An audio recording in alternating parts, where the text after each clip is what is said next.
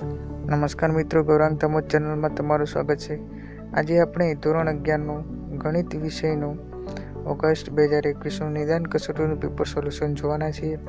તો મિત્રો, તમે વિડીયો અંત સુધી જોજો અને હું અહીંયાથી PDF સ્ક્રોલ કરું છું, તેમ તમે તમારા જવાબ જોઈ અને તમે લખી શકશો, બરાબર।